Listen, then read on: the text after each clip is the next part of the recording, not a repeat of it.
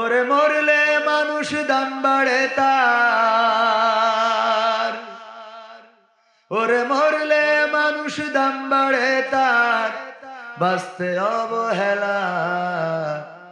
দুনিয়ার এই রং বাজারে এটা কেমন খেলা দয়াল, দুনিয়ার এই রং বাজারে এটা কেমন খেলা, দুনিয়ার এই রং বাজারে এটা কেমন খেলা দয়াল, দুনিয়ার এই রং বাজারে এটা কেমন খেলা।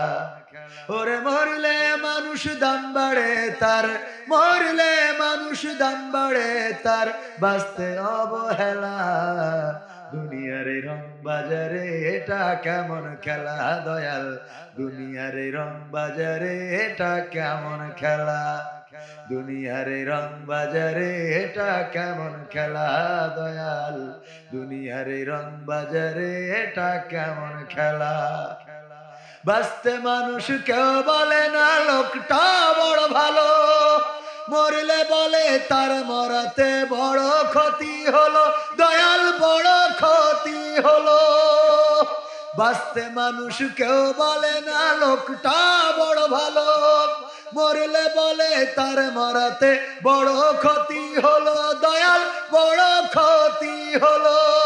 ওরে দেখতে আসে স্বজন সুজন, ওরে দেখতে আসে স্বজন সুজন, ডুবে যখন বেলা। দুনিয়ার রং বাজারে এটা কেমন খেলা দয়াল, দুনিয়ার রং বাজারে এটা কেমন খেলা, দুনিয়ার রং বাজারে এটা কেমন খেলা দয়াল, দুনিয়ার রং বাজারে এটা কেমন খেলা।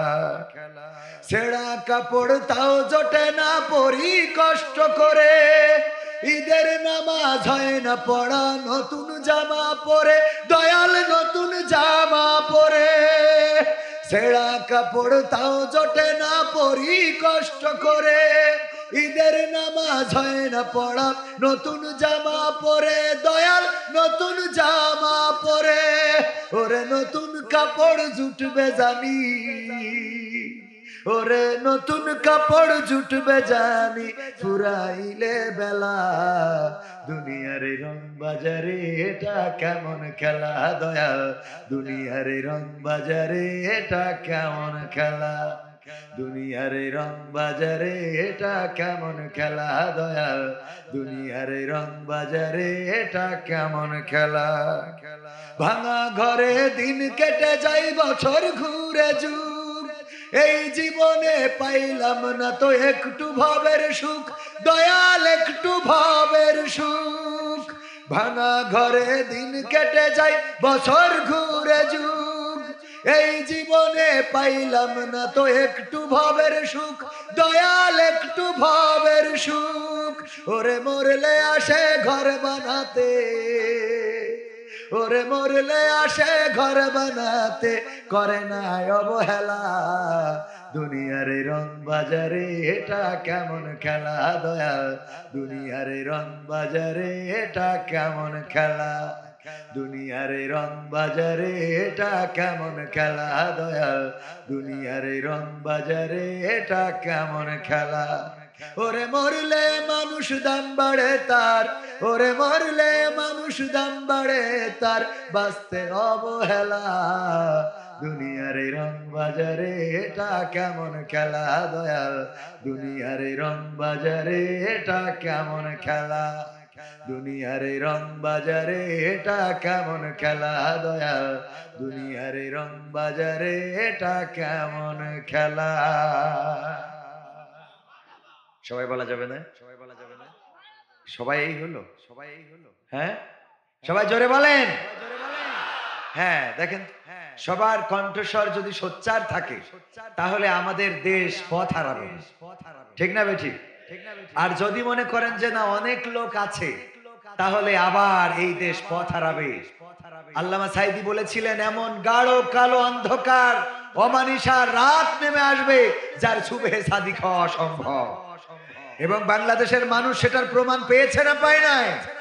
সুতরাং সফলভাবে প্রতিবাদী হয়ে উঠতে হবে, যেভাবে প্রতিবাদী হয়েছিলেন শান্ত মুগ্ধ, যেভাবে প্রতিবাদী হয়েছিলেন আমাদের অন্যান্য শহীদ 5ই আগস্টে শহীদ, জুলাই বিপ্লবে শহীদ, তারা রাজপথে নেমে প্রমাণ করেছিল আমার ইয়ামিন, আমার মুগ্ধ শান্তরা, তারা বুক পেতে দিয়ে প্রমাণ করেছিল আমরা রক্ত দেব, জীবন দেব, কিন্তু বাংলাদেশে স্বৈরাচার আর মেনে নেব না। ঠিক না বেঠে? বিনিময়ে একটি লাল সবুজের পতাকা, এটা রক্ষণাবেক্ষণ আমরা করতে পেরেছি। কারণ আপনারা দেখেছেন মেজর ডালিমের সাক্ষাৎকারে বা তার টক শোতে বা তার আলোচনায়, 2 ঘন্টা কত মিনিটের আলোচনায় বাংলাদেশের ইতিহাসটাই বদলে গেছে। ঠিক না বেঠে? একেবারে সবাই ডালিম ডালিম করে পাগল। যেই খুনি, অনেকেই খুনি বলে, উনি বিপ্লবী। উনি কি বিপ্লবী? খুনি নয়। আন্দোলনে সংগ্রামে বিশেষ করে প্রশাসনের যারা থাকে, পুলিশ, আর্মি, বিডিআর, বিজিবি, এরা খুনি হয় না, এরা আইনের লোক। আইন যা বলে সেটা করে। ওরা কি খুনি হয়? ওরা আইনের শাসন বাস্তবায়ন করে। তো মেজর ডালিম এই বাংলাদেশ যখন বাকশাল কায়েম করে স্বাধীনতা খর্ব করা হচ্ছিল, তখন সোচ্চার হয়েছিল, বাংলাদেশে একটি গণবিপ্লব ঘটিয়ে বাংলাদেশের মানুষের আবার স্বাধীনতা এনে দিয়েছিলেন। বাংলাদেশের মানুষ ওই দিন জানাজায় যায় নাই, কিন্তু মিষ্টি বিতরণ করেছে। ঠিক না বেঠে? আবার সেই লোকটা 50 বছর পরে যখন লাইভে এসেছে, সেই লাইভ 50 বছর না এরকম, লাইভে আসার পরে কত মানুষ 8 লাখের উপরে লাইভ স্ট্রিমে জয়েন করেছে। একজন খুনি, তাদের ভাষ্য মতে তাকে দেখার জন্য এত লোক লাইভে থাকে। কথা কয় না? তার মানে এই দেশের মানুষ কি খুনিকেই ভালোবাসে? আসলে খুনিকে না, জালিমের বিরুদ্ধে যে কণ্ঠস্বর জেগে ওঠে সেই কণ্ঠস্বরকেই ভালোবাসে। পিনাকি ভট্টাচার্যের নাম শুনেছেন? সবাই চেনেন না? চেনেন না? মিজানুর রহমান আজহারীর যেমন চেনেন, পিনাকিরও তেমন চেনেন। ঠিক কিনা? কারণটা কি? কারণ হলো এই মানুষের ভাষা, মানুষের মুখের ভাষা, বুকের ভাষা বুঝতে সক্ষম হয়েছে, যার জন্য পিনাকি ভট্টাচার্যেরও মুসলমানরা ভক্তি করে না? করে না? হক কথা বলে বলেই আমরা তাদেরকে পছন্দ করি। ভাইয়েরা আমার, এই জন্য মাঝে মাঝে কণ্ঠস্বর আওয়াজ দিতে হবে, না দিলে ক্ষতি হবে। ওই সেই পীরের দরবারে যে সাপ যেমন মুরিদ হয়েছিল, জানেন না আপনারা? সাপ বললো যে মুরিদ করে দেন, বললো তুমি তো মানুষের কামড়াও। কয় আমি কামড়াবো না, মুরিদ যাও জিকির করবা সকালে বিকালে। তাদের খেতে রাইলে আমার ভাইজান ঢাকা থেকে এসে বাড়ি ছাগলের ঘাস নাই কাটতে গেছে, কিন্তু ঢাকায় থাকে তো দড়ি নিতে মনে নাই, কারণ এগুলো তো মনে থাকার কথা না। ঘাস কিছু কেটে নিয়ে বাঁধবে কি দিয়ে খুঁজে পায় না। সন্ধ্যাবেলা সূর্য ডুবে গেছে, তার চারিদিকে দৌড়াদৌড়ি করতে করতে দেখি আলের পরে একটা পড়ে আছে কলার সুবলা। কি মনে করেছে? কলার সুবলা বলে আমাদের দিকে, কলার খোলা বা কলার খোসা। এটা মনে করে আইনি কায়দা করে ঘাস বেঁধে নিয়ে বাড়ি চলে আসছে। খুলে দিলে একেবারে ঘাড় বেঁকায় পীরের কাছে যে কয় আমি তো আমার তো খেলা ফাইনাল। কি হয়েছে? ওগো পীর সাহেব, আপনি বললেন আমি যেন মানুষকে অনিষ্ট না করি, আমি যেন মানুষকে না কামড়াই। আপনার কথা আমি রেখেছি। সকাল বিকাল সন্ধ্যায় জিকির করতে বললেন। আমি চুয়াডাঙ্গার আলমডাঙ্গার মাঠে ধান খেতে রাইলের পরে জিকির করছিলাম। হঠাৎ করে ঢাকা থেকে এসেছে এক স্টুডেন্ট, ও এসেছে ঘাস কেটে দড়ি খুঁজে পাইনি, আমার দেবাই দিয়েছে। দেখেন আমার মাথার পাশা কি আছে, খাওয়ার জায়গাও শেষ, হাগার জায়গাও শেষ, 2টা জায়গা শেষ। যেমনে ঢুকাবো আর যেই জায়গা দিয়ে বের করবো 2টা একেবারে ইচ্ছা করে কষেছে। পীর সাহেব বলে তুমি ওখানে কি কোনো কিছুই করো নাই, কেমনে করবো? আপনি তো বলেছেন মানুষকে কামড়ানো যাবে না। পীর সাহেব বলল আমি বলেছি মানুষকে কামড়ানো যাবে না, কথা সত্য, কিন্তু তোমারে তো ফনা তুলে ফোঁস করতে নিষেধ করি নাই। তুমি যদি ফনা তুলে ফোঁস করতে, তাইলে ওই মাঠ থেকে তো দৌড়াইতো ঢাকাই থাকে, লুঙ্গি ভালো পরা বোঝে না, ও লুঙ্গিও রেখে আসতো ওখানে। ঠিক না বেটে? মাঝে মাঝে ফোঁস করবেন। দেখেন কত আন্দোলন হয়ে গেল। যারা বলে 5 আগস্টে আমরা স্বাধীনতা পেয়েছি, আমি বলি স্বাধীনতা এখনো পাই নাই, এখনো স্বাধীনতা আসে নাই, এখনো বাংলাদেশ স্বাধীন হয় নাই। বরং এই বাংলাদেশ স্বাধীনতা কিভাবে পেতে হবে সেই রাস্তাটা আমার ছাত্র জনতা দেখিয়ে দিয়েছি। ঠিক না বেঠে? স্বাধীনতা এখনো আসে নাই, স্বাধীনতা পাওয়ার জন্য রক্ত দিতে হবে। আল্লামা সাঈদী বলেছেন একটা বিল্ডিং করার জন্য যেমন মাটির নিচে কিছু ইট যাওয়া লাগে, তার উপরে আরো কিছু ইট কিছু ঢালাই থাকা লাগে, তারপরে আস্তে আস্তে করে একটা বিল্ডিং হয় 5 তলা 10 তলা 20 তলা। তেমনি ভাবে আমার ছাত্র জনতা তারা মাটির নিচে যে ভিতটা করে দিয়েছেন, এখন উপরের বিল্ডিংটা করার দায়িত্ব আমাদের। সাহস নিয়ে দাঁড়িয়েছো তাই মুক্ত হয়েছে জমিন, সাহস করে দাঁড়ালে আর একবার কায়েম হয়ে যাবে দিন। নয় নয় নয় আর কোন ভয়, আনতে হবে দিনের বিজয়। নয় নয় নয় আর কোন ভয়, আনতে হবে কোরআনের বিজয়, কোরআনের বিজয়। যারা ভেবেছিল ছাড়বে না আর ক্ষমতার ওই মাসনদ, দেখেছে তারা রবের পাকড়াও কি করে করে নাস্তানাবুদ। যারা ভেবেছিল ছাড়বে না আর ক্ষমতার ওই মাসনদ, দেখেছে তারা রবের পাকড়াও কি করে করে নাস্তানাবুদ। তাই নয় নয় নয় আর কোন ভয়, আনতে হবে দিনের বিজয়, দিনের বিজয়। মানুষের সাথে যারা করেছে দুশ্মনী, করেছে বাড়াবাড়ি, দেশের বুকে তাদের হয়নি তো জায়গা, যেতে হলো মামার বাড়ি। মানুষের সাথে যারা করেছে দুশ্মনী, করেছে বাড়াবাড়ি, দেশের বুকে তাদের হয়নি তো জায়গা, যেতে হলো মামার বাড়ি। তাই নয় নয় নয় আর কোন ভয়, আনতে হবে দিনের বিজয়, দিনের বিজয়। কাবা রক্ষাই যেই মহারব পাঠিয়েছিলেন আবাবিল, আজও তিনি দয়াময় তেমনি আছে, বদলেনি তো আকদিল। কাবা রক্ষাই যেই মহারব পাঠিয়েছিলেন আবাবিল, আজও তিনি দয়াময় তেমনি আছে, বদলেনি তো আকদিল। তাই নয় নয় নয় আর কোন ভয়, আনতে হবে দিনের বিজয়, দিনের বিজয়। সাহস নিয়ে দাঁড়িয়েছ তাই মুক্ত হয়েছে জমিন, সাহস করে দাঁড়ালে আর একবার কায়েম হয়ে যাবে দিন। ঠিক না বেঠে? সাহস নিয়ে দাঁড়িয়েছিল।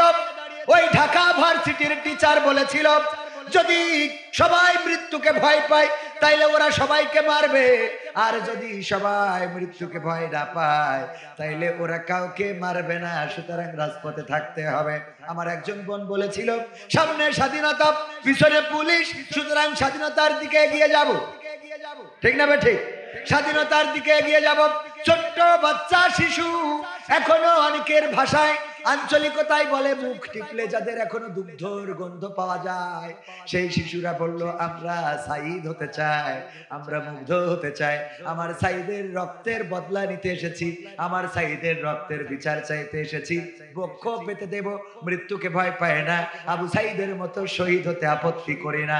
ছোট ছোট বাচ্চা শিশুরা যারা শেখ হাসিনাকে এটা বোঝে না, যারা আওয়ামী লীগ কি এটা বোঝে না, যারা খালেদা জিয়া বোঝে না, যারা জিয়াউর রহমান বোঝে না, এখনো বোঝার বয়স হয় নাই, এই বাচ্চা শিশুগুলো রাজপথে চলে আসলো আর বক্ষ পেতে দিল।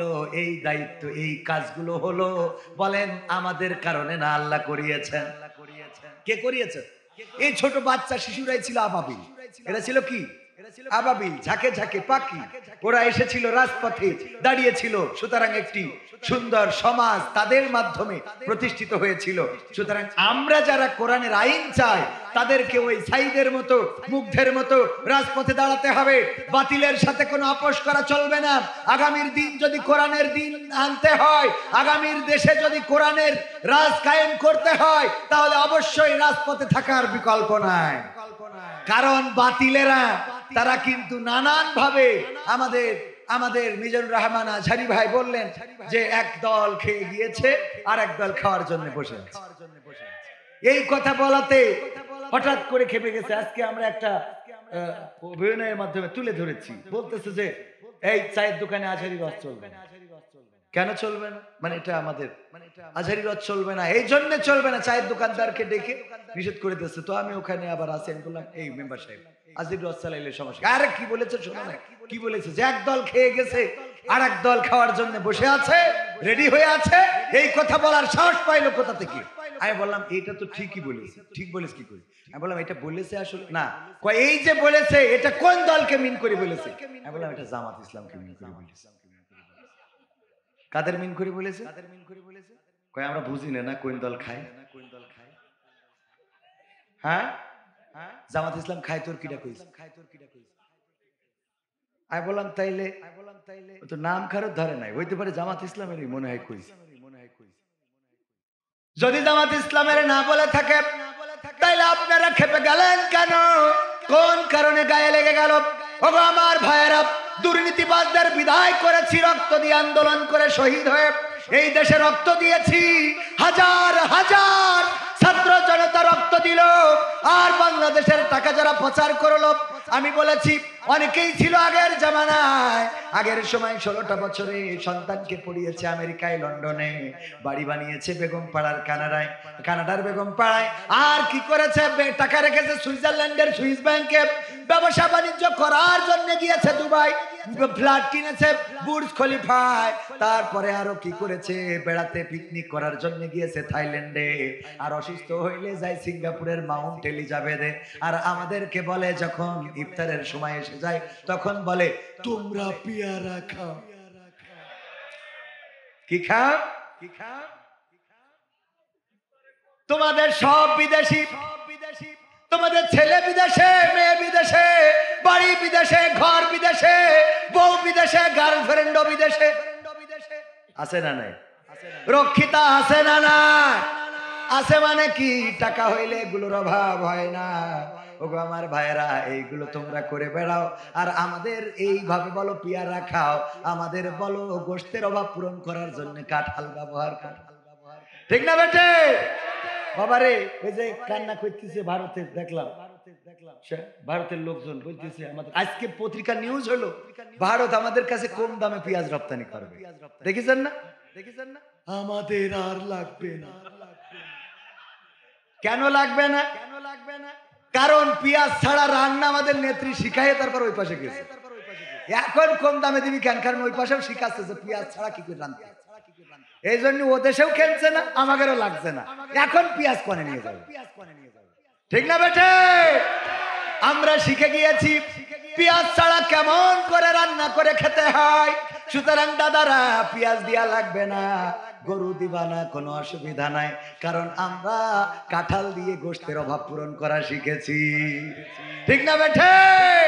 সৌদি আরব যদি খুরমা না দেয় অসুবিধা নেই, আমরা পেয়ারা দিয়ে ইফতার করা শিখেছি। ঠিক না বেটে? সব শিখলাম। আবার বেগুন যদি না হয়, বেগুনের দাম যদি বেশি হয়, কুমড়ো দিয়ে বেগুনি বানাবো সেটাও শিখেছি। হ্যাঁ, সব শিখা আছে।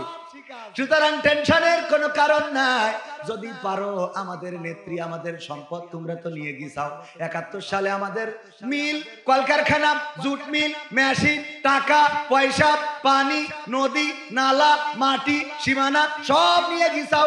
মনে যা চেয়েছে হাজার হাজার কোটি কোটি টাকার জিনিস নিয়ে গেলে। আর এই স্বাধীনতার সময় 5ই আগস্টে আবার আমাদের এত উন্নয়ন যে করে দিলে, তার গড়ে নিয়েছিল।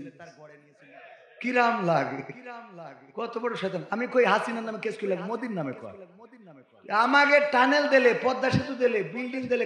আমাদের সেক্রেটারি জেনারেল, তাই তো, আমাদের জেলা সেক্রেটারি উনার বাড়ি থেকে সহকারী সেক্রেটারি জেনারেল উনার বাড়ি থেকে বেগম সাহেবা বলেছিল যে আমার একটা আইফোনের খুব শখ। তো ইয়ানো তুলে তো আর আইফোন হয় না, কারণ ওইটা তো আমাদের হিসেব দিতে হয়। অন্যদের উপর থেকে নিচের দিকে আসে, আমাদের নিচের তো উপর দিকে পাঠায়, ঠিক না বে ঠিক? উল্টো। তো এখন এই অবস্থার মধ্যে তাও যাক কষ্ট মষ্ট করি হেনে হানে তাল বাইনা করি একটা আইফোন কিনে যেদিন দিয়েছে স্ত্রীর হাতে, ওই দিন হঠাৎ টেলিভিশনে খবরে দেখে বলতেছে এই মোবাইল কে দিয়েছে? শেখ হাসিনা দিয়েছে। এবার বলছিস তোমার জামাত করতে কয় কিটা? তুমি একটা ফোন চাইছি ভালোবাসার জায়গা থেকে নিজে কিনে না দিতে পারো, দিয়ে না তো বলে হাসিনার ফোন আমার কাছে দিতে চাও। এই সংসারে কি একটা বিধিখিস্ত অবস্থা, কথা কি বোঝা গেছে? এই মোবাইল কে দিয়েছে? সব উড়া দিয়েছে, আর আমরা বসে বসে ঘোড়ার ঘাস খাই। এই জন্য যে বিদেশিরা রেমিটান্স বন্ধ করে দিয়েছে সেই পলক কাঁদতেছে টাকা টাকা,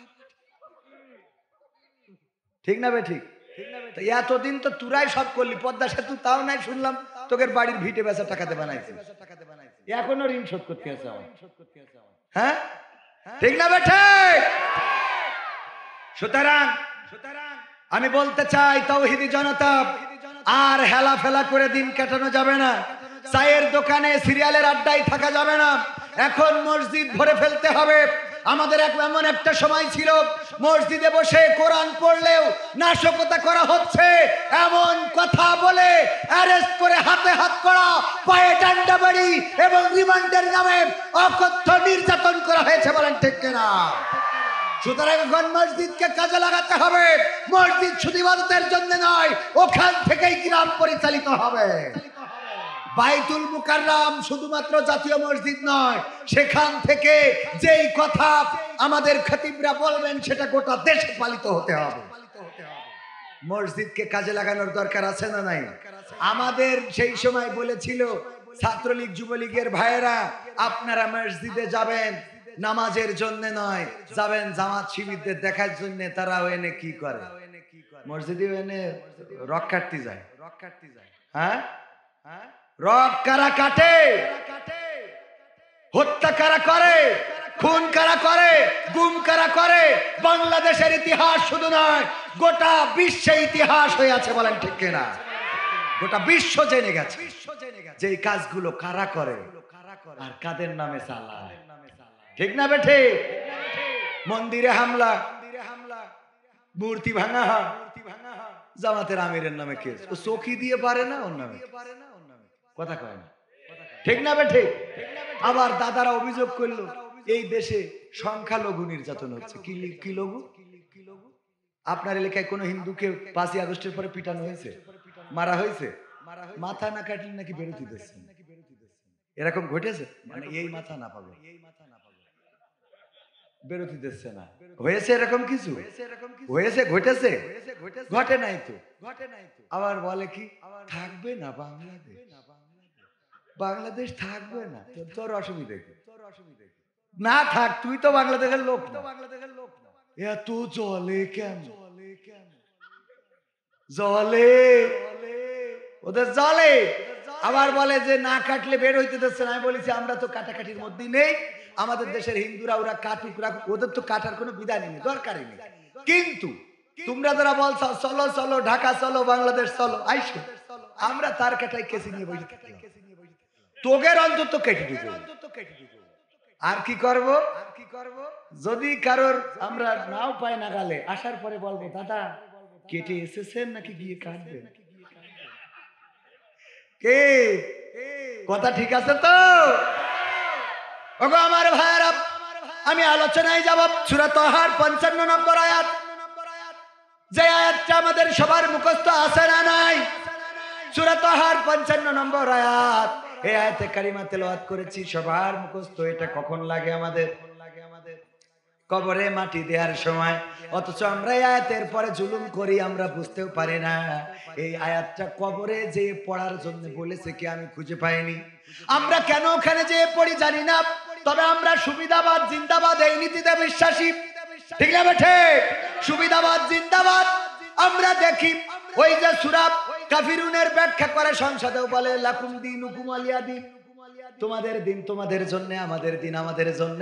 এই ব্যাখ্যা খুব কায়দা করে করে, অথচ আমার আল্লাহ যে আরো বলেছে ইউরিদুন আলিয়ুতফিউ নূরাল্লাহি বিআফওয়াহিহিম আল্লাহু মুতিম্মু নূরিহি ওয়ালাউ কারিহাল কাফিরুন হুয়াল্লাযী আরসালা রাসূলাহু বিল হুদা ওয়া দীনিল হাক্কি লিইয়ুযহিরাহু আলাদ দীনি কুল্লিহি ওয়ালাউ কারিহাল মুশরিকুন।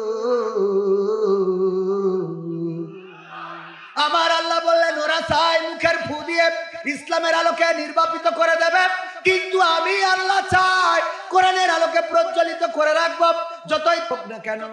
শুধু তাই নয়, আল্লাহ রাব্বুল আলামিন পরবর্তী আয়াতে বলে দিলেন আমি রাসূলকে দিন হুদা সহকারে, হেদায়েত সহকারে, দিনে হক সহকারে পাঠিয়ে দিলাম, এই জন্য যে তিনি সকল দলের উপরে, সকল মতের উপরে আমি আল্লাহর দিনকে বিজয়ী করে দেখাবি।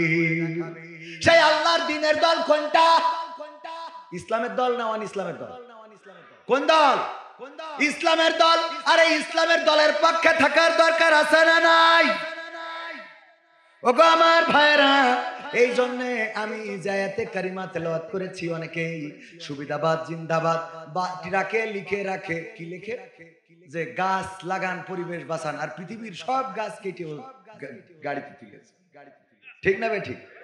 যেই টিরাকে লিখে রেখেছে গাছ লাগান পরিবেশ বাঁচান, ওর টিরাকে গাছ ছাড়া আর কিছু ভয় না, তার মানে ওর গাছ লাগবে, এই জন্য ফার্ম মাইতে।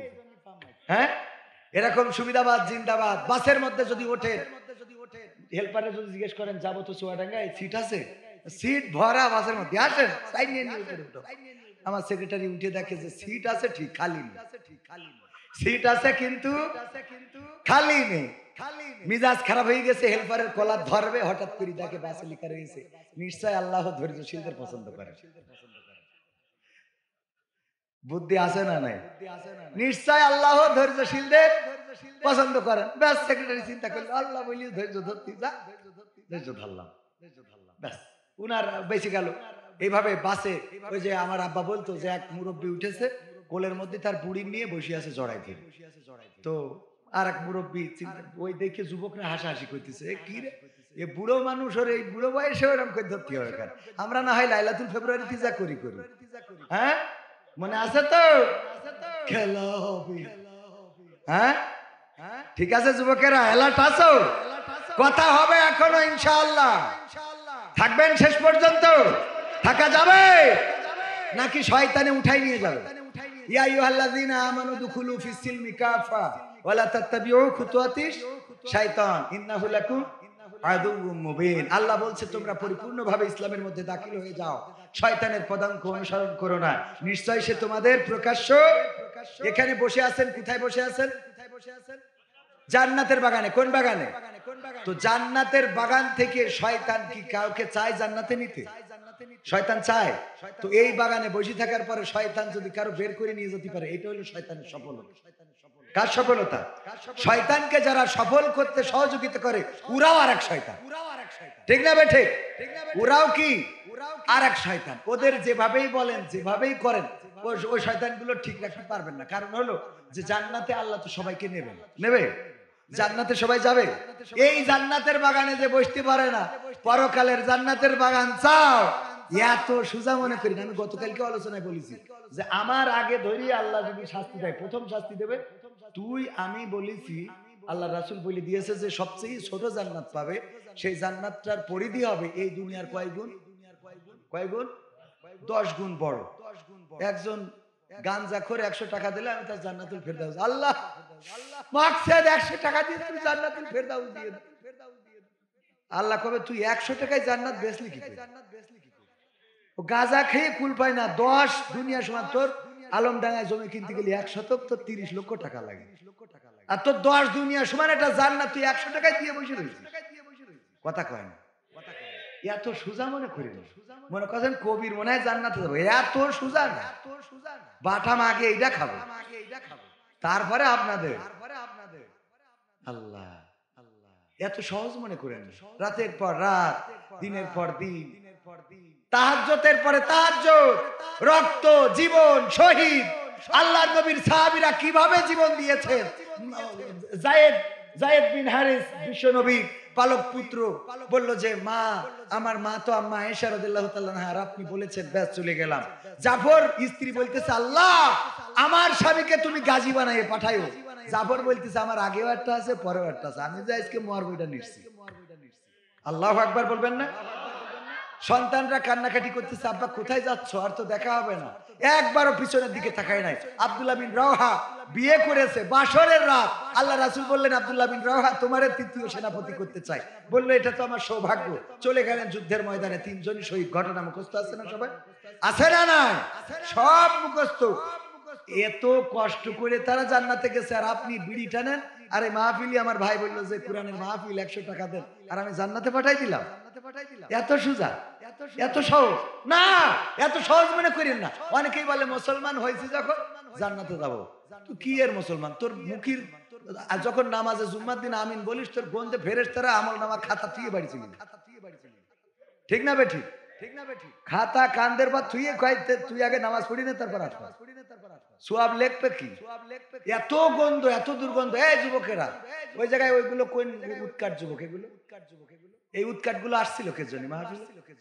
হ্যাঁ, এগুলো ছাত্রলীগ যুবলীগের পোলাপান।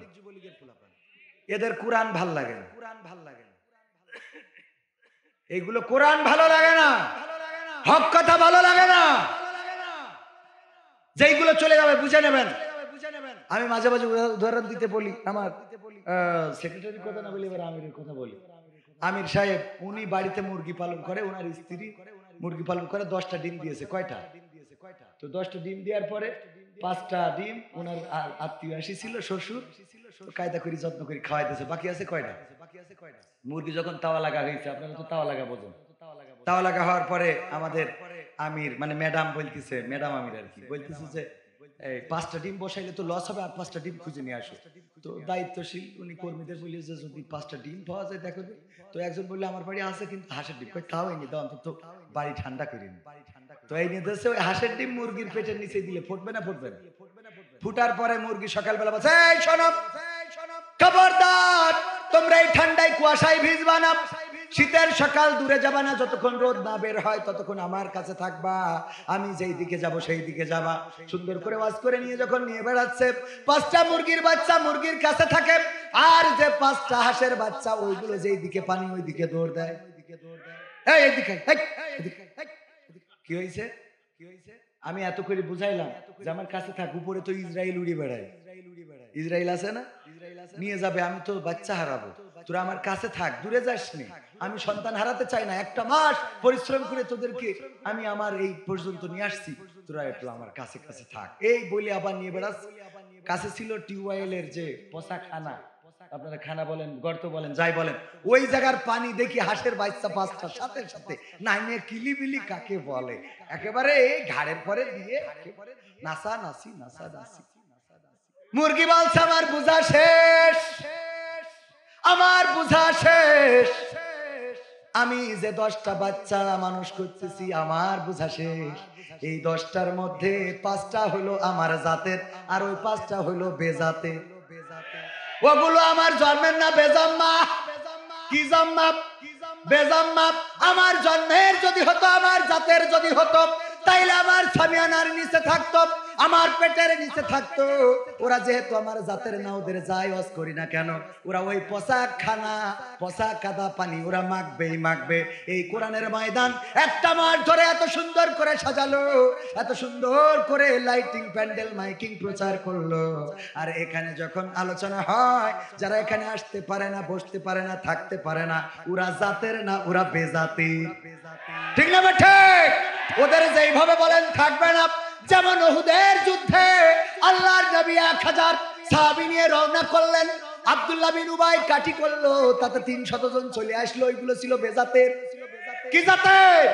এই জাতীয় বেজাত যুগে যুগে আছে না নাই? আপনি যখন মিছিল করবেন, আমার সেক্রেটারি যদি এখানে বিপদ প্রার্থী হয়, দেখবেন মিছিলে অনেক লোক অনেক লোক অনেক লোক। ওই আবার এই লোকগুলো ভোটের দিন যে সিল মারবে অন্য জায়গায়, তার মানে ওই অনেক লোকের মধ্যে বেজাত কিছু আছে না নাই? এই বেজাত যারা ওদের বইলেও বুঝাতে পারবেন না, ওরা সামনের পরে এক কথা পিছনে আর এক কথা, ঠিক না বেঠে? আর আল্লাহ ওদের ব্যাপারে বলেছেন, ইয়া আইয়ুহাল্লাযীনা আমানু লিমা তাকুলুনা মা লা তাফআলুন। ওগো ঈমানদারেরা শোনো, তোমরা এমন কোন কথা বলো না যা তোমরা কাজে পরিণত করো। অথচ এখন যদি বলি মাহফিল শেষ না করে যাবেন না, এমন কারা কারা রাজি হাত তোলে? তোলার দরকার নেই, যদি বলি সবাই হাত তোলে, দেখেন সবাই হাত তোলবে, খানিক পরে দেখবেন কুতকুত করে উঠতেছে। এই ঠিক বলছি না ভাই? ঠিক বলছি? কথা মিলাই নেবেন। অনেকেই বলতে পারেন, হুজুর আপনার কথা শুনতে ভালো লাগতেছে না, তাই থাকলাম না। যদি এরম হয় তাহলে চলে যেতে পারেন, আমার কোনো অসুবিধা নেই। কারণ আপনি শুনলেও অসুবিধা নেই, না শুনলেও অসুবিধা নেই। আমি চাই যে আপনি জান্নাতের পথে আসেন, ঠিক না বেটি? মরহুম আমিরে জামাত অধ্যাপক গোলাম আজম রাহিমাহুল্লাহ বলেছিলেন, এই দেশে দিন কায়েম করে দিতে হবে, এটা আমাদের দায়িত্ব দেয়া হয়। মূল দায়িত্ব, মূল কথা হলো আমি দিন কায়েমের আন্দোলনে সম্পৃক্ত থেকে মরতে পারলাম কিনা। সত্য বললাম তো মুহতারা? দিন কায়েমের আন্দোলনে থেকে মরতে পারলাম কিনা, এইটাই হলো মূল দেখার বিষয়, মূল সাবজেক্ট। এটার বাইরে আর কিছু নেই। তো এই কোরআনের মাহফিল প্রতিদিন হয় না, একদিন হয়। একটুখানি বসতে যেয়ে যদি জ্বালা বেঁধে যায়, তাহলে বুঝতে হবে আমাদের সমস্যা আছে না নাই। কোরআন পড়তে ভালো লাগে, কোরআন শুনতে ভালো লাগে, কোরআন জানতে ভালো লাগে, কোরআন মানতে ভালো লাগে না, ঠিক না বেঠে? কোরআন পড়তে ভালো লাগে, কোরআন শুনতে ভালো লাগে, কোরআন জানতে ভালো লাগে, কোরআন মানতে ভালো লাগে না।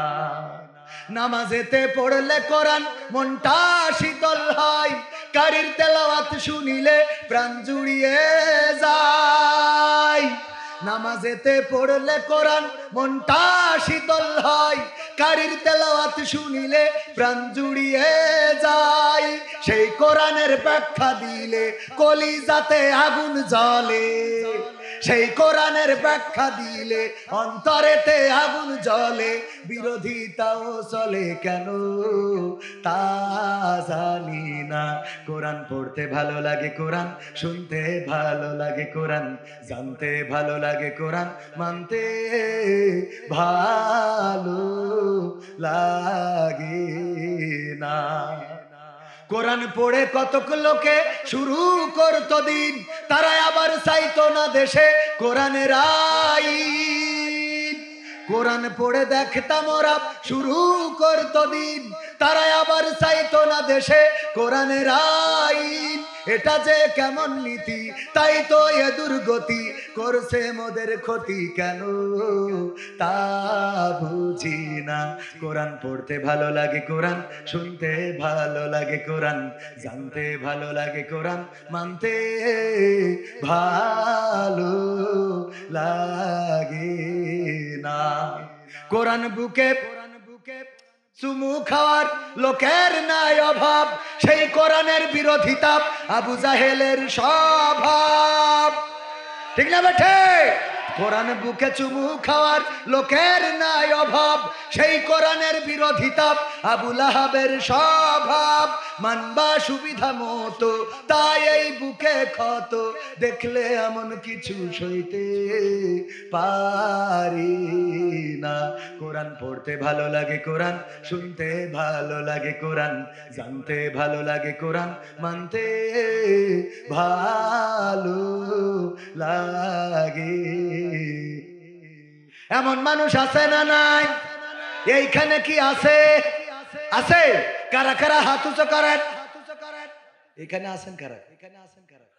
তাও দু একজন ফিলিছে আবেগে আবেগে। আল্লাহ বলছে ইয়া আইয়ুহাল্লাযীনা, আল্লাহ বলছে ওয়াইযা কুরিয়াল কুরআনু ফাসতামিউ লাহু ওয়া আনসিতু লাআল্লাকুম তুরহামুন। যখন তোমাদের সামনে কোরআন পড়া হবে, কোরআন বলা হবে, তখন তোমরা তোমাদের হৃদয়ের কান দিয়ে শুনবে, যাতে করে তোমাদের উপরে আল্লাহর রহমত বর্ষণ হতে পারে। এবং চুপ থাকবে, চুপ থাকবে আর কি করবে? হৃদয়ের কান দিয়ে শুনবে। কথা যখন শুনবেন খালি আবেগে হাত উঁচু করলে হবে? কথা কেন হবে? কতবার হাত উঁচু করলেন, নামাজ পড়বো, নামাজ ছাড়বো না, কিন্তু যেদিন হাত উঁচু করেছেন ওই দিনই ফজরের নামাজ পড়েন, ঠিক না ভাই? ঠিক। তাহলে হাত উঁচু করে একটা গুনাহ হলো, নামাজ না পড়ে একটা গুনাহ, আর হাত উঁচু করে ওয়াদা করিলেন তার জন্য আর একটা গুনাহ। খামাখা গুনাহ বাড়াইলেন, ঠিক না বেটি? গুনাহ বাড়ায় না? হাত উঁচু করার সময় বুঝে শুনে করতে হবে। আমাদের এক হুজুর বলছিল, মানে ওই ওয়াজ করতেছে টাকা কালেকশনের জন্য, তো টাকা কালেকশন করতেছে, 50,000 টাকা দেওয়ার মতো কেউ কি আছেন? 50,000 টাকা এই যুবকদের দেবেন। কেউ রাজি হয় না। সুন্দর করে সুদ দিব, ভাইয়ারা আমার 50,000 টাকা যদি কেউ দেন, দোয়া করে দেব আল্লাহ যেন কবুল করে, মা বাবার যেন জান্নাতে রাখে, দুনিয়ায় যেন বরকত দান করে। কেউ কোনো কথা বলে না। হুজুরের হয়ে গেছে আজ খারাপ যে 50,000 টাকা কেউ দিছে, এবার রাগ করি। এই 50,000 টাকা দেওয়ার মতো একজনও কি নাই? হাত উঁচু করেন। তো একজন অনেক কিলার তো এই শীতে ওই জিমস ছিল খালি, ও যেই বলি হাত উঁচু করেন, মানে আগের লাইনে কি বলি শুনতে পাইনি, ও উইটি পরে ঘুমে। হ্যাঁ, নাম কি? ওবায়দুল কাদের। আল্লাহ, ওবায়দুল কাদের 50,000 টাকা এই মাহফিলে করলো দান। বাড়িয়ে দাও, সম্মান নেকায়াত দিয়ে দাও, মনের স্বপ্ন পুরা করো। বাপ মা বাপ 14 গোষ্ঠী, নানা নানি, দাদা দাদি যারা কবরে আছে, আল্লাহ জান্নাতুল ফেরদৌসের মেহমান করে দাও। ও আল্লাহ, আমার কালকে এক প্যাকেট আকিস বিড়ি কিনবো, সে টাকাও তো নেই। হুজুর তো 50 টাকা ওজনে দোয়া করে দিলে। মায়ের খাওয়ার ভয় তো ওখানে আর কিছু বলেনি। পরের দিন যেই জামাতের আমিরের সাথে দেখা, বকুল ভাইয়ের সাথে দেখি, বলছে হুজুর আমার তো একটা খেলা হয়ে গেছে। কি? তা ওই আমি কালকে যেই মাহফিলি ঘুমাই পড়িলাম। অসুবিধা কি? অসুবিধা নেই। বলছে না, ওখানে তো অসুবিধা না, অসুবিধা হলো হুজুর কালেকশন করছিল সুদ দিয়ে দিয়ে, তো ওই সময় আরো ঘুম চাকি ধরিল। তো কালেকশনে 50,000 টাকা চাচ্ছে, আমি তো এটা বুঝিনি, হঠাৎ চিল্লাই কইছে হাত উঁচু করেন। তো আমি তো জানি মাহফিলি গেলি মাঝে মাঝে হাত উঁচু করতে, আমি করি বসে আছি। এইবার দেখি বলছে যে ওবায়দুল কাদের 50,000 টাকা দিয়েছে, তা আমার 50 টাকাও নেই হুজুর। তো বলছে নেই তো এখন কি করবেন? ও তো ভুল ক্রমে হাত উঁচু করে ফেলিছেন, অসুবিধা নেই। বলছে সেও ঠিক আছে, অসুবিধা নেই, কিন্তু অসুবিধা তো অন্য জায়গায়। আবার কে অসুবিধা? অসুবিধা হলো হুজুর আমার মা বাপ দাদা দাদি 14 গোষ্ঠীর জন্য দোয়া করেছে যে আল্লাহ যেন ওকে জান্নাতুল ফেরদাউস দেয়। তা আমি তো এখন টাকা দিতে পারছি না বলে ওকে আবার ফেরত এনে কি জাহান্নামে ঢুকাবে কিনা, এই নিয়ে আমার টেনশন। কারণ আমি তো হাত উঁচু করে কি ওগেরই বিপদে ফেললাম। তো এই জন্য একটু হৃদয়ের কান দিয়ে শোনার দরকার আছে না নাই? কি দিয়ে শুনবেন? হৃদয়ের কান দিয়ে। আমার যুবকেরা, কলিজার টুকরারা যেখানেই যায় যুবকের সমাগম বেশি। বিশেষ করে ইসলামী আন্দোলন যারা করে তারা তো আছে, আবার এখন নতুন অনেক যুবক হয়েছে, তারা ইসলামী আন্দোলনের পথে হাঁটতে চায়, তারা নিজেদেরকে পরিবর্তন করে নিতে চায়। আর যুবকদের জন্য আমি কিছু কাজের কথা বলে দিই। আমার যারা মাহফিলে আসে তাদের ছোট ছোট কিছু কাজের কথা বলি। তার মধ্যে এখন যেগুলো বলতেছি সেটা হলো, 1 নম্বর একটা কাজ দিচ্ছি যে ফকির দেখলে সালাম দেন।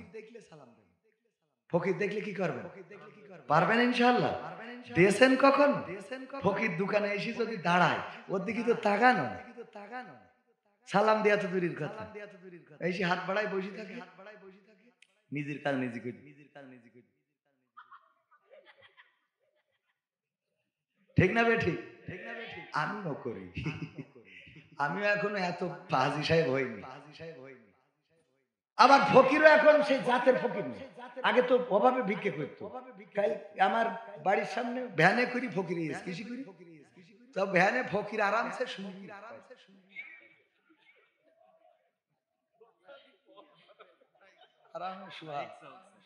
আর ওদিকে মাইক চলছে, ভাই জান মাইক চলছে। ফকির এসে দুয়ারে দান করেন গো ভাই, দুনিয়াতে দান করিলে পরকালে পায়।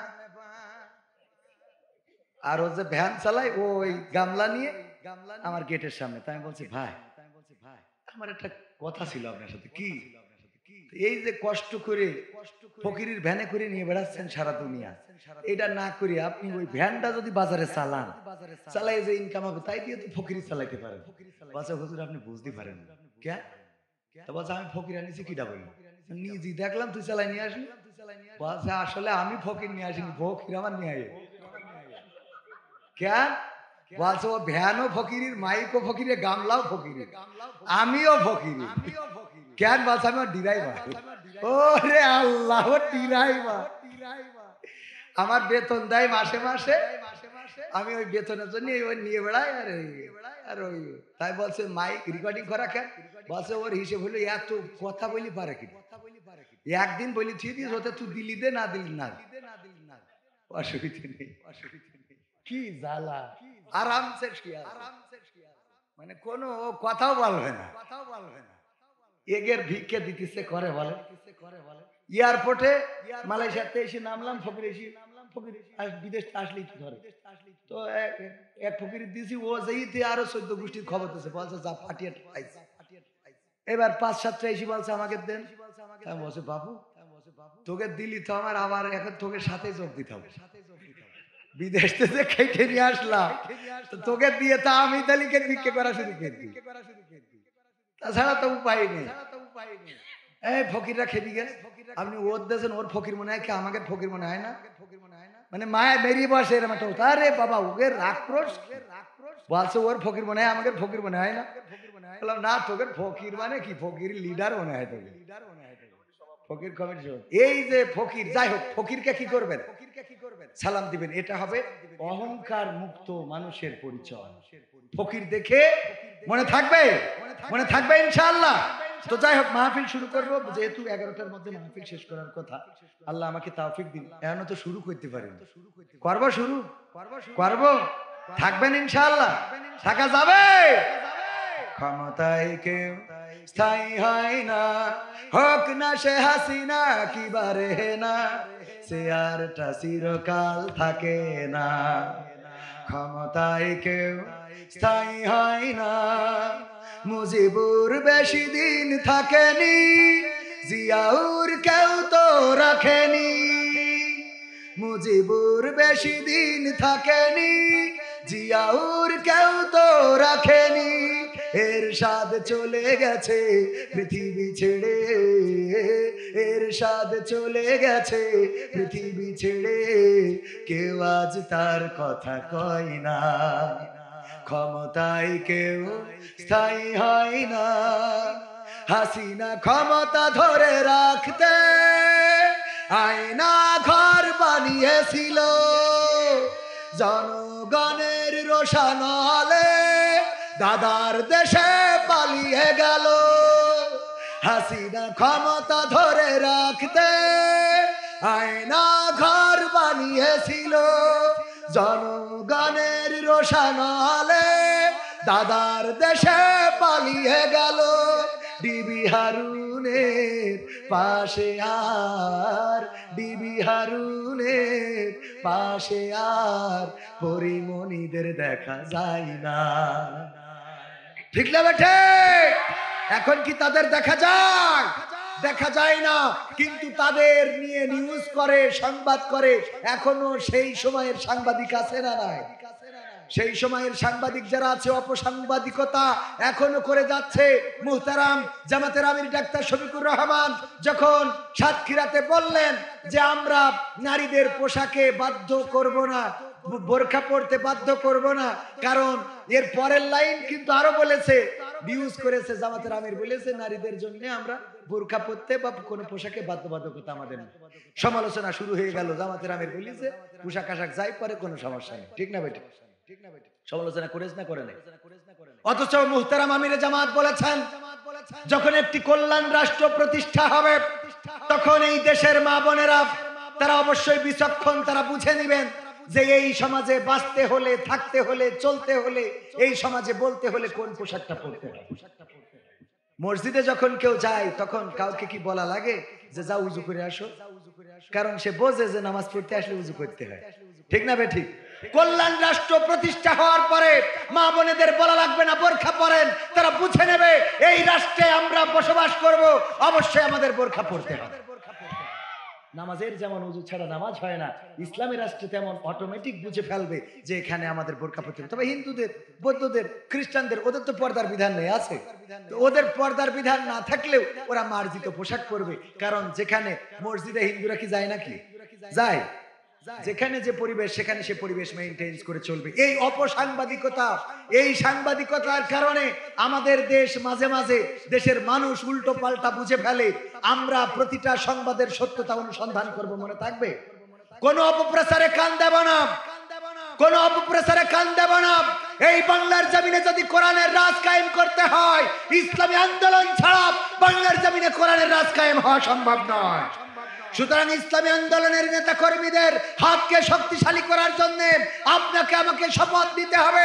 কোরআনের আলোয় আলোকিত করতে হলে, ইসলামের আলোয় আলোকিত করতে হলে অবশ্যই ইসলামী আন্দোলনের পথ বেছে নিতে হবে। সন্তানদেরকে কোরআনের পথে দিতে হবে। আর তা দেবেন না, মরে যাওয়ার পরে বলবেন যে হুজুর আসেন বিসমিল্লাহি ওয়া আলা মিল্লাতি রাসূলিল্লাহ বলে একটু রাসূলের কাঁধে তুলে দেন। এইটা করাও যাবে। যারা এই দুনিয়ার পরে আল্লাহ রাসূলের পথে চলে নাই, কোরআনের পথে চলে নাই, আল্লাহ রাসূলের দেখানো এই দ্বীনের পথে চলে নাই, মারা যাওয়ার পরে কোন ইমাম যে যদি বলে বিসমিল্লাহি ওয়া আলা মিল্লাতি রাসূলিল্লাহ, ওই ইমামের কথায় রাসূল ওই লাশটার দায়িত্ব নেবে। আমরা এই কথা অহরহ বলি না? আজকে আমার আলোচনার সাবজেক্টটাও হলো কবর নিয়ে। দেখেন মারা যাওয়ার পরে যখন ডাকে বকুল ভাই, যেই দেখা যাচ্ছে বিশেষ দলের নেতা যে জীবনে রাসূলের মানা তো দূরের কথা, দাড়ি রাখি আমরা আর ওর চুল খাই। আছে না নাই? চুল খায়, দাড়ি আমাদের, চুল খায় ওদের। টুপি দেখলি মেজাজ খারাপ হয়ে যায়। মানিক তো টুপি সহ্যই করতে পারতো না, লাস্টে বুঝলো যে না, টুপি পরতে হবে এবং আল্লাহ হতে হবে। দাড়িও রেখে দিলে, টুপিও রেখে দিলে, দুনিয়া ছাড়িয়ে দিয়ে বনবাসে চলে গেল, কলা পাতায় শুয়ে থাকলো। আর এমন রসিক বাঙালি, ওর বিসি পর্যন্ত খুলে নেবে। সহ্য না করি পারা যায়? ঠিক না বে ঠিক? এমপিরা সব কোথায় গেল, মন্ত্রীরা সব কোথায় গেল, কোথায় কাদের কাকা? তাদের সারা দেশটা এখন লাগে ফাঁকা ফাঁকা। পালাবো না, পালাবো না, প্রয়োজন হলে ফখরুলের বাসায় গিয়ে উঠবো। ঠাকুরগাঁওয়ে বাসা আছে না, জায়গা দেবে বলেছে না? পালাবে না, পালাবে না, যাই না তবু দেখা। পালাবে না, পালাবে না, যাই না তবু দেখা। তাদের সারা দেশটা এখন লাগে ফাঁকা ফাঁকা, ওদের সারা দেশটা এখন লাগে ফাঁকা ফাঁকা। আইন মন্ত্রী আটকে গেল আইনেরই ফাঁকে, দাড়ি ছাড়া দরবেশের ভণ্ড ভণ্ড লাগে।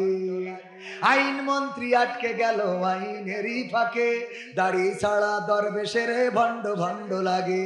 শুনছি কত নেতা নেত্রী খাইতেছে ভাই ডান্ডা, বিচারপতি কালামানিকের ফাটিয়েছে আন্ডা। পলকের ঝলক গেল, পলকের ঝলক গেল থামিয়ে নেটের চাকা। তাদের সারা দেশটা এখন লাগে ফাঁকা ফাঁকা, ওদের সারা দেশটা এখন লাগে ফাঁকা ফাঁকা। কই গেল সেই সংসদেতে মমতাজের গান, কোথায় গেল হযরত বলা স্বামী ওসমান? খেলা হবে, খেলা হবে, মনে আছে? আমি ফেসবুকে একটা ছবি দেখছি, জানি না ফেক নাকি রিয়েল। দেখলাম যে দাড়ি মাড়ি দেখি আল্লাহ, হ্যাঁ হ্যাঁ আল্লাহ, কি ওয়ালা, কি ওয়ালা। কই গেল সেই সংসদেতে মমতাজের গান, কোথায় গেল হযরত বলা স্বামী ওসমান? ইনু মেনন দীপু মনি আছে কারাগারে, বাপ করিলেও পাপ কখনো ছাড়ে কি আর তারে। কোথায় গেল স্পিকারের, কোথায় গেল স্পিকারের দৃষ্টি আঁকা বাঁকা? তাদের সারা দেশটা এখন লাগে ফাঁকা। কই গেল সেই আরাফাত আর ব্যারিস্টার সুমন, কথা বলার সময় তারা করেনি ওজন। মুরগি কবির খাইছে ধরা, জাফর কোথায় আছে? গোপনে কি সেও গেল মোদি দাদুর কাছে? কই গেল সেই সালামের, কোথায় গেল সালামের কাড়ি কাড়ি টাকা? তাদের সারা দেশটা এখন লাগে ফাঁকা। লাগে না? লাগে না? বড্ড ফাঁকা ফাঁকা লাগে।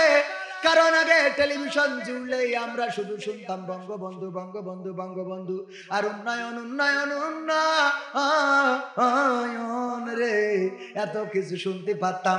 আর এখন এগুলো শোনা যায় না রে। ঠিক না বেঠে? ফাঁকা ফাঁকা লাগে না? লাগে না? অনেকে আবার বলবেন হুজুর এই গানটা আমি কোরআনের একটা আয়াত থেকে নিয়েছি, সূরা সফের ওই যে 2 আর 3 নম্বর আয়াত, মানে ওখান থেকে মনে হয়েছে এই গানটা গাওয়া দরকার। কেন? আল্লাহ বলছে ওই যে আগেই পড়লাম, ইয়া আইয়ুহাল্লাযীনা আমানু, ইয়া আইয়ুহাল্লাযীনা আমানু লিমা তাকুলুনা মা লা তাফআলুন। ওগো ইমানদারেরা এমন কথা বইলো না যা তোমরা কাজে পরিণত করো না। আমি খুঁজে দেখেছি 1 নম্বর ইমানদার হইল শেখ হাসিনা। কিডা? শেখ হাসিনার উপরে ইমানদার পায়নি কেন? পরিবারটাই এসেছিল এই দেশে ইসলাম প্রচারের জন্য, ইসলাম প্রচার করতে এসে তারপরে এই দেশে থেকে গেছে স্থায়ীভাবে সেই পরিবারের সন্তান শেখ হাসিনা। উনি তো অলিয়া উলিয়ার পর্যায়ে পৌঁছে গেছিল এই জন্য যে সকালবেলা উঠেই আগে যায় নামাজ খুঁজতো, ঠিক না বেঠিক? যায় নামাজ খুঁজতো, আগে ফজরের নামাজ, তারপরে কুরআন তেলাওয়াত, তারপরে দিনে শুরু করতো। এমন পরহেজগার আমি দিন দুনিয়ায় খুব বেশি পাইনি। এই পরহেজগার বলল যে হাসিনা কোনোদিন পালায় না, কথা কয় না, বলেছে না বলে নাই? শেখ হাসিনা পালায় না। আল্লাহ বলছে ইয়া আইয়ুহাল্লাযীনা আমানু লিমা তাকুলুনা মা লা তাফআলুন। পয়লা ইমানদার হলো শেখ হাসিনা, তাহলে তার আগে ডাক দিয়েছে। হ্যাঁ, হয়তো এখন কোরআন নাযিল হলি বলতে ইয়া আইয়ুহাল্লাযীনা হাসিনা, হ্যাঁ, তো ওইটা না বললে কি বলেছে যে ইয়া আইয়ুহাল্লাযীনা আমানু, এই ইমানদার। তো এই যে বড় ইমানদার তার বলছে যে মুখী যা বলো কাজে করো না, এরকম কথা বললে না, যা তোমরা কাজে করো। জানলে তোর ভাঙা নৌকায় চড়তাম না, ভাঙা নৌকায় চড়তাম না, এই বিপদে পড়তাম না, ওরে বর্ডারেতে খাইলাম ধরা, পিসিটাও তো পাইলাম না, আগে জানলে সহ্য না করি পারা যায়, চড়বি আবার গানও গাবি। তবে এদিক থেকে মমতাজ ভালো, মমতাজ ও প্রেমিকা হারায়ে কত লোকের সাথে টাঙ্কি মারার চেষ্টা করেছে ওর ভালোবাসার মানুষ। ওরে ও রিকশাওয়ালা তুই ধীরে ধীরে চালা, তোর সাথে বলবো আমার মনে কত জ্বালা। মানে ওর ডাকাতে চলে গেছে, ও রিকশাওয়ালার সাথে বলবে। তারপরে বন্ধু যখন বউ নিয়ে আমার বাড়ির সামনে দিয়ে হেঁটে যায়, ফেটে যায়, আমার অনেক কিছু ফেটে যায়। গেয়েছে না গায় না? কিন্তু একটা জায়গায় আমি বুঝলাম যে কত বড় নকল ভালোবাসা।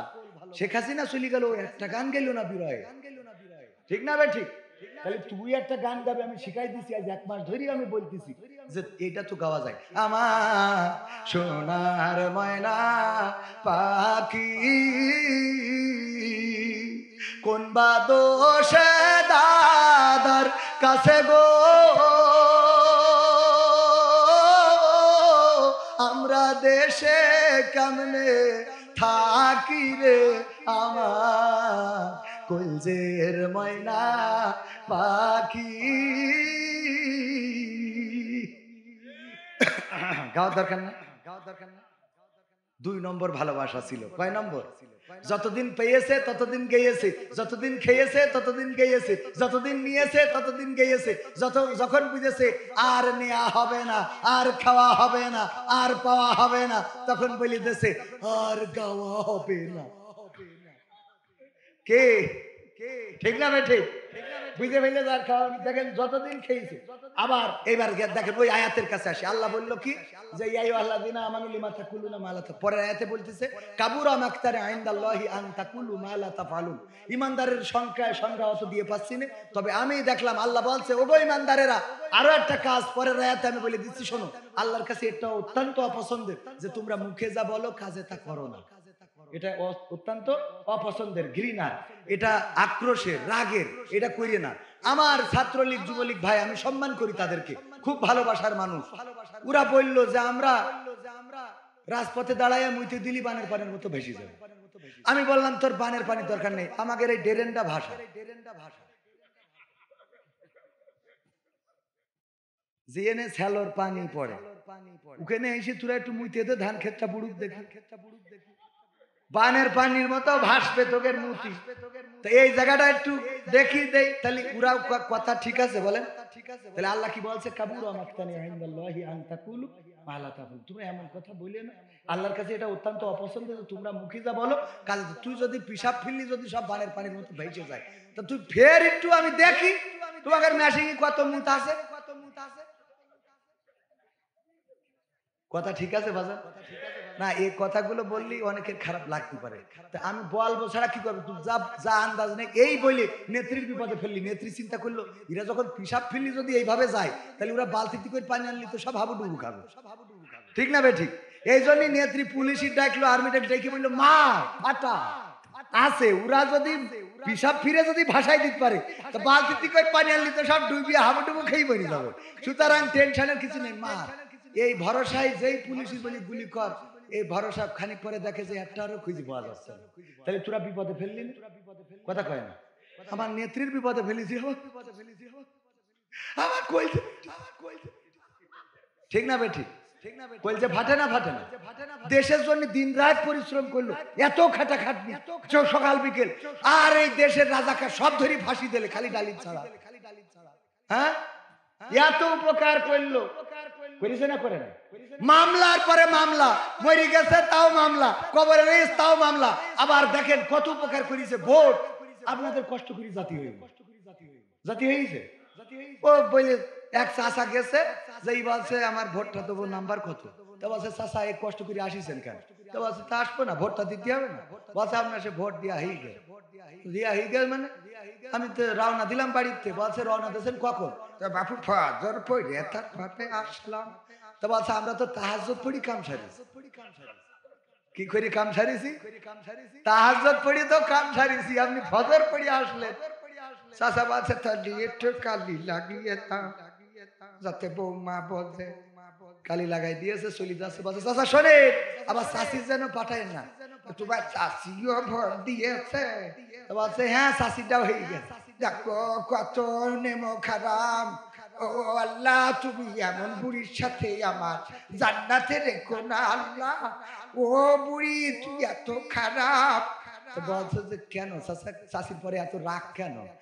দেখো মরে গেছে আজ 12 বছর হইল, এসে ভোটটা দিছিস, আমার একটু দেখে যাবি নে, আমি কেমন করে বেঁচে আছি না।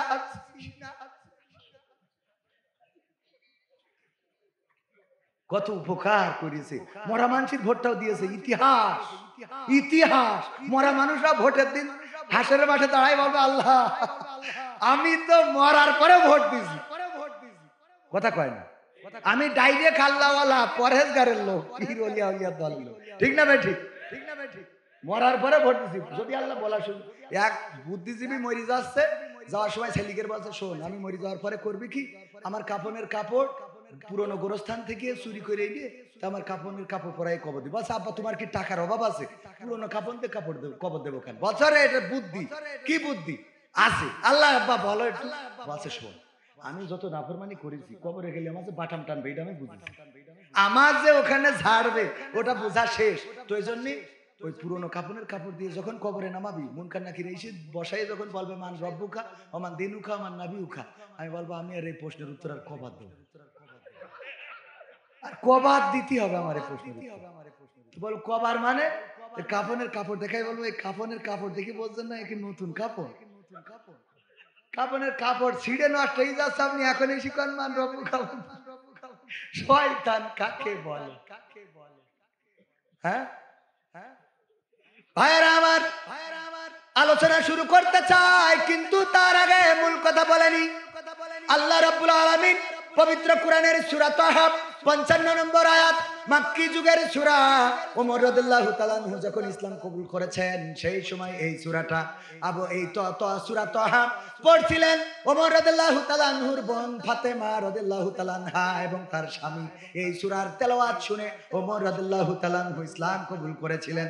ওগো আমার ভাইয়েরা, এই সূরার একটা আয়াত 55 নম্বর আয়াত, আল্লাহ বললেন মিনহা খলাকনাকুম ওয়া ফিহা নুঈদুকুম ওয়া মিনহা নুখরিজুকুম তারাতান নুখরা।